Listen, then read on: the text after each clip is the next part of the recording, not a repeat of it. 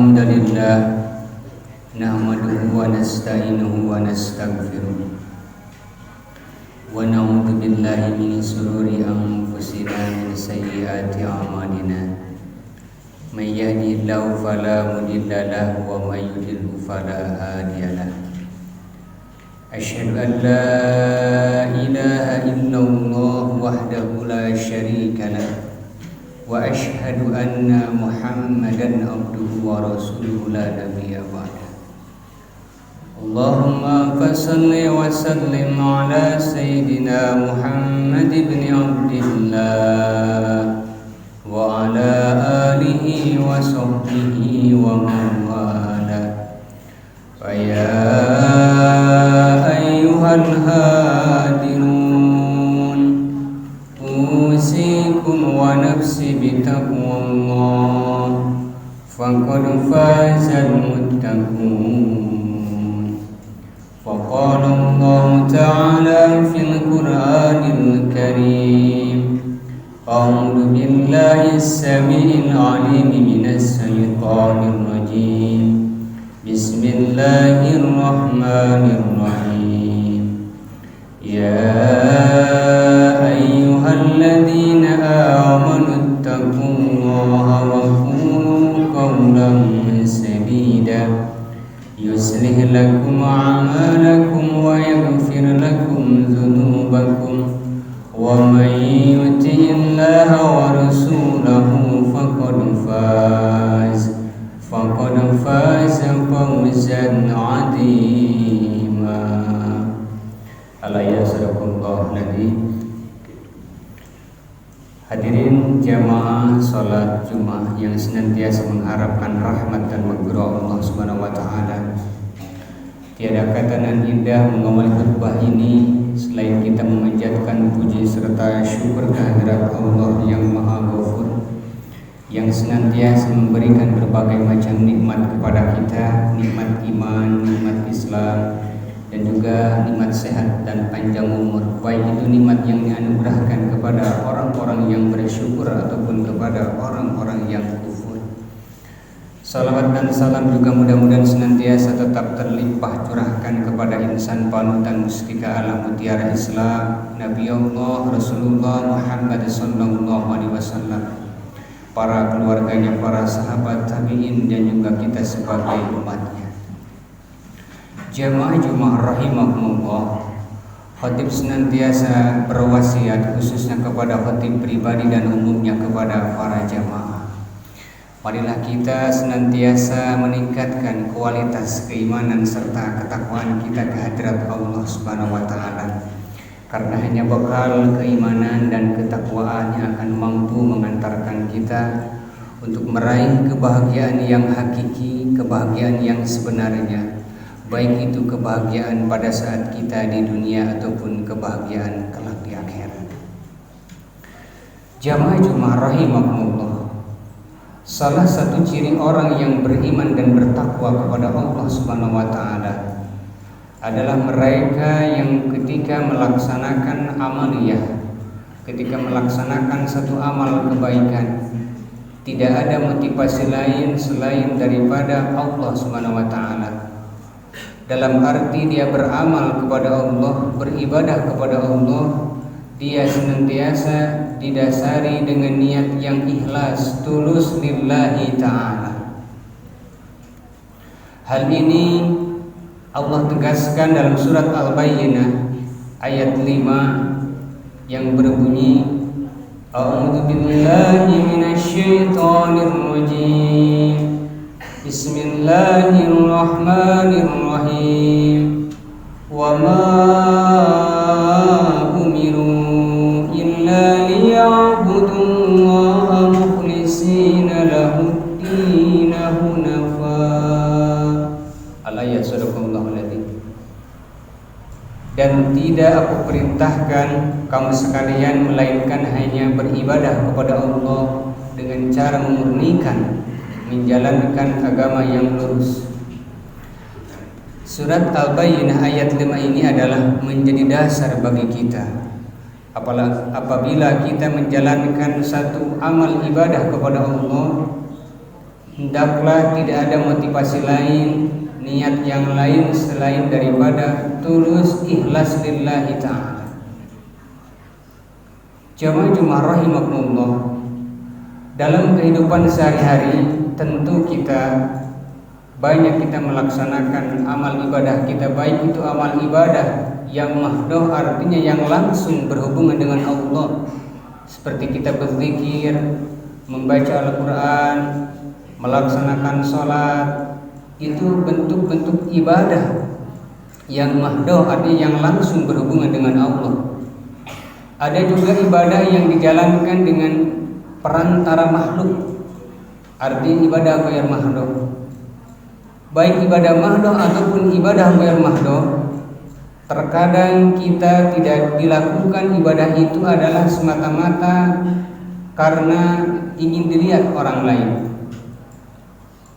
Dan juga ada dia melaksanakan ibadah kepada Allah justru karena ingin dilihat orang lain. Padahal mau dilihat orang lain, mau diperhatikan orang lain, semuanya Allah tahu apa yang kita lakukan. Semua Allah mengetahui apa yang kita kerjakan. Mari kita simak ulama Fudail bin Iyad yang dikutip oleh Imam Nawawi dalam kitab Al-Adhkar, bahwa tarkul amali ajlin nas riya'un.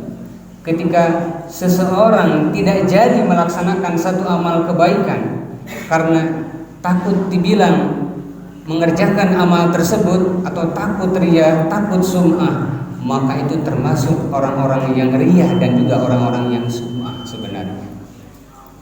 Namun sebaliknya, wal amalu li ajlin nas syirkun.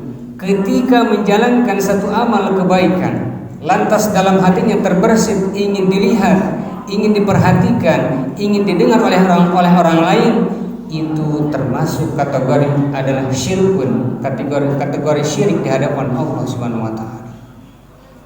Jadi, ketika kita menjalankan satu amal kebaikan, jangan pernah risaukan oleh orang lain. Jangan pernah risaukan yang lain. Lurus aja motivasinya karena Allah Subhanahu wa taala.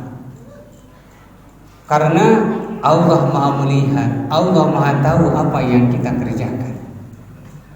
Hadirin jamaah Jumat rahimakumullah, hati-hatilah kita sebagai manusia. Bahwa ahli hikmah menyampaikan bahwa seluruh manusia ternyata ada dalam kebinasaan. An-nas kulluhum halaka. Sesungguhnya manusia itu adalah berada dalam kebinasaan. Illal alimun, kecuali mereka yang berilmu. Namun ketika menjadi orang yang berilmu pun ternyata dia mengalami binasa. Illal amilun, kecuali dia yang beramal dengan ilmunya tersebut. Lantas ketika orang yang beramal pun jangan sombong dan bangga diri. Mengapa? Karena wal amiluna kulluhum halka. Yang beramal pun ternyata dia mengalami kebinasaan, mengalami kerusakan. Illal mukhlisun, kecuali dia orang-orang yang ikhlas dalam beramalnya. Namun ketika udah menjadi orang yang ikhlas pun adalah hati-hati, karena fi hatorin adim.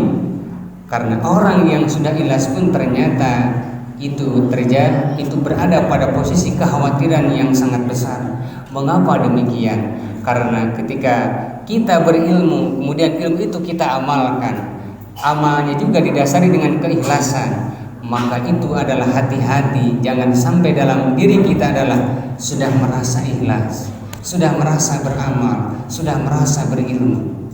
Mengapa? Karena itu adalah boleh jadi daripada penyakit hati yang itu bukan karena Allah Subhanahu wa taala. Jadi yang terbaik yang bagaimana? Yang terbaik adalah ketika dia beramal, ketika dia berilmu, ketika berusaha untuk ikhlas. Itu adalah semata-mata kita pasrahkan kepada Allah Subhanahu wa taala. La haula wala quwata illa billah. Ada 3 tingkatan orang yang beribadah kepada Allah Subhanahu wa taala, orang yang menjalankan kebaikan. Yang pertama adalah yaitu golongan abidin, yaitu dia yang beribadah kepada Allah, golongan abidin, yaitu dia ketika menjalankan satu amal adalah karena ingin surga dan takut daripada nerakanya Allah Subhanahu wa taala. Inilah ulama menyebutnya golongan ini adalah golongan ahli tujar. Mereka seperti pebisnis. Dia berpikir untung dan rugi. Jadi dia beribadah kepada Allah karena ingin surga dan takut daripada nerakanya Allah Subhanahu wa taala. Padahal yang paling penting adalah bukan itu, tetapi rahmat dan juga ridho Allah Subhanahu wa taala. Mengapa? Karena kalau mengandalkan satu amal kebaikan, berapapun umur kita 60 tahun, umur kita 90 tahun ataupun 100 tahun, saya yakin itu tidak akan mampu membeli surganya Allah Subhanahu wa taala. Karena dulu ada sebuah kisah bahwa dikisahkan ada orang yang umurnya 500 tahun, dia beribadah kepada Allah, malamnya dia qiyamul lail, berzikir kepada Allah, salat setiap hari. 500 tahun dia manfaatkan untuk beribadah kepada Allah. Di kisah itu dia dimasukkan ke surganya Allah Subhanahu wa taala. Kemudian berdialog dengan Allah, "Wahai kamu, akan aku masukkan ke surgaku." Lantas apa yang menyebabkan kamu ke surga? Orang tersebut menjawab bahwasanya aku ke surgamu ini adalah semata-mata karena amalanku yang 500 tahun. Ternyata Allah marah pada saat itu. Betul, kalau memang amalanmu yang 500 tahun itu adalah yang mengantarkanmu ke surga, mari kita uji, mari kita timbang. Ambil matamu yang sebelah kanan, ayo kita timbang. Kemudian ditimbang amal dia yang 500 tahun dengan satu mata saja. Ternyata mata satu aja yang sebelah kanan lebih berat dibanding daripada amal dia yang 500 tahun. Ternyata dia baru sadar bahwa amalan yang 500 tahun tidak mampu membeli surganya Allah Subhanahu wa taala. Bayangkan jamaah rahimahullah, yang amalnya 500 tahun saja tidak mampu membeli surganya Allah. Bayangkan kita yang umur kita 60 tahun, 30 tahun, 70 tahun, belum dipotong usia dewasa, belum lagi waktu kita dipakai oleh hal-hal yang tidak bermanfaat. Mampukah membeli surganya Allah? Naudzubillah, summa naudzubillah. Hanya Allah yang tahu. Wallahu alam, hanya Allah yang tahu. Dan ini adalah merupakan salah satu jadi motivasi bagi kita. Yang paling penting adalah kita beribadah bukan karena ingin surga dan juga takut neraka, tetapi semata-mata kita ingin meraih rahmat dan juga ridho Allah Subhanahu wa taala. Jadi golongan ikhlas yang pertama adalah golongan abidin, yaitu dia beribadah kepada Allah karena dia ingin surga dan takut daripada nerakanya Allah Subhanahu wa taala. Kemudian level kedua yaitu golongan yang kedua, yaitu golongan muhibbin, yaitu dia beribadah kepada Allah semata-mata karena dia cinta dan mengagungkan Allah Subhanahu wa taala. Dia bukan karena ingin surga, dia bukan karena takut neraka, tetapi semata-mata karena cinta dan mengagungkan Allah Subhanahu wa taala. Hal ini pernah dicontohkan oleh salah seorang sahabat tabi'in perempuan yang bernama Siti Rabi'ah Al-Adawiyah, yang mana beliau dalam doanya memanjatkan kepada Allah, "Ya Allah, hamba ini beribadah kepadamu, mendekat kepadamu bukan karena ingin surga dan juga bukan karena takut neraka, tetapi hamba ini beribadah, hamba ini mendekat kepadamu ya Allah karena semata-mata cinta dan mengagungkanmu." Jadi inilah keikhlasan tingkat kedua, dia beribadah kepada Allah semata-mata karena cinta dan memang mengagungkan Allah Subhanahu wa taala. Dan ada satu lagi, yaitu tingkatan ikhlas yang paling tinggi, yaitu golongan orang-orang yang ahli makrifat. Dan ini adalah motivasinya dia beribadah kepada Allah bukan karena ingin surga, bukan karena takut neraka, juga bukan karena dasar kecintaan dan mengagungkan, tetapi ini adalah rasanya dia, geraknya dia adalah tidak lepas daripada lingkaran la haula wala quwata illa billah. Ini adalah tingkatan yang paling tinggi. Syekh Junaidi Al-Baghdadi menyampaikan bahwa ikhlas itu adalah sitrun bainallahi wa bainal abdi, dinding antara Allah dengan hambanya. maka tidak ada batas orang yang ikhlas itu. Ketika dia sudah mencapai batas itu, maka dia adalah seolah menyatu dengan Allah. Semuanya bagaimana Allah, tidak ada yang lain kecuali Allah Subhanahu wa taala. Bahkan Syekh Junaidi Al-Baghdadi menyampaikan, wala malakun fayaktubu, orang yang ikhlas itu sudah sampai tingkatan ini, malaikat pun tidak bisa menuliskannya. Dan bagaimana bisa malaikat menuliskan amal dia? Sudah diberitahukan oleh Allah, inilah hambaku yang ikhlas, maka tulislah malaikat. Bahkan wala syaitanun fayufsiduhu, orang yang ikhlas itu setan pun tidak bisa merusak amalnya dia. Wala hawan fayumiluhu, sehingga hawa nafsu dia pun tidak pernah bisa memalingkannya, tidak pernah bisa memiringkannya, karena dia adalah fokus kepada Allah Subhanahu wa taala.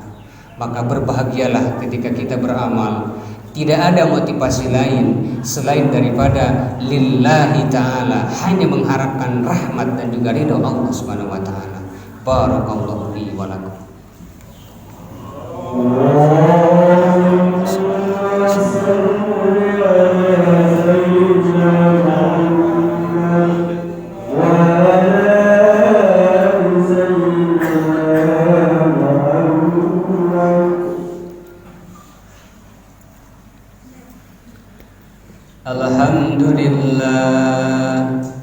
Alhamdulillahilladzi hamdan kama amar, asyhadu an la ilaha illallah wa asyhadu anna Muhammadar Rasulullah. Allahumma fassalli wa sallim ala sayyidina Muhammad ibn Abdillah wa ala alihi wa sahbihi wa man wala. Faya ayyuhal hadirun, usikum wa nafsi bitaqwallah, faqad fazal muttaqun.